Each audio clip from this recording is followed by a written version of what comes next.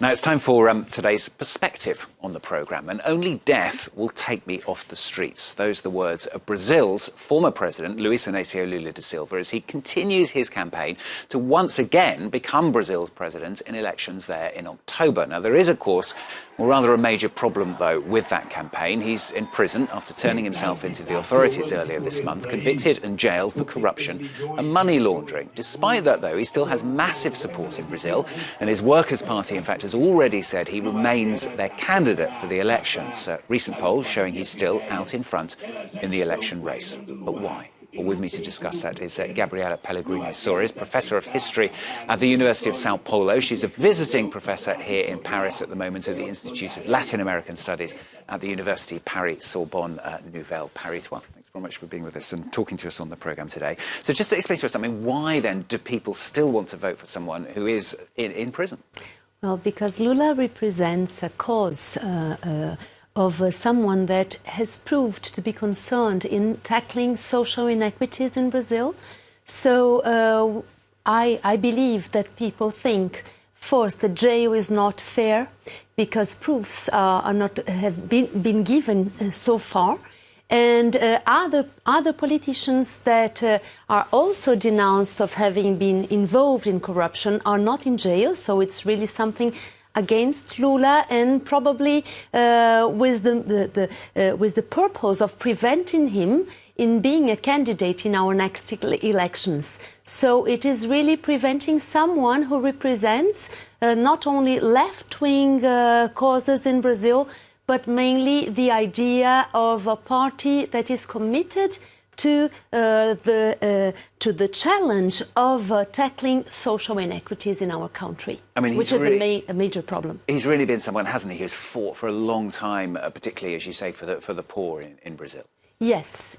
I believe not that problems have been completely solved throughout his government, but anyway, he has done a lot, and it does represent a landmark in our history in terms of really including poor people in different levels of political, economic and social participation, and this means a lot. I mean, Brazil has such a big problem, doesn't it? Such a divided country. I mean, I was looking at one statistic from the World Bank. It says that 20% of the richest Brazilians have roughly 33 times the income share of the poorest 20%. Yes. It is a country that has had slavery for a long time, until late 19th century. A great heritage of this period is still there. We see this, for example, in working relations, especially in what concerns domestic servants. Lula has approved, not only Lula, but then Dilma, the government, the governors of Petit, they have also approved laws in favor of workers, and all this is now being threatened by changes in different levels that regards not only laws that have been recently approved and that change labor rights in Brazil, but also in the everyday relationship in a country where there is an economic crisis, where poor people are quite frail towards their bosses, and they cannot demand so much. So I think we are going backwards again in terms of not assuring people the rights they should have as workers and as citizens as well. But you admit there have been problems, and yet at the same time, I mean, let's not forget that he was president, wasn't he, for 8 years from 2003. I mean, did he manage to sort anything out? Because a lot of his critics would say he didn't. Oh, no, but he did. He did. In what way? In many ways. For example, there was a huge program that we call Renda Mínima, which is a minimum income that poor families should have, and the government would assure these poor families this minimum income, and this has had a huge impact not only in social terms but also in economy, because new consumers appeared in our market and started consuming everything. Now, for the first time, people were traveling to visit their relatives in North Brazil, using an airplane and no longer a bus. You take 3 days to cross our country, on a bus. There was also a huge pact in terms of feeding, what people buy to feed themselves. And this also helped Brazilian economy to speed.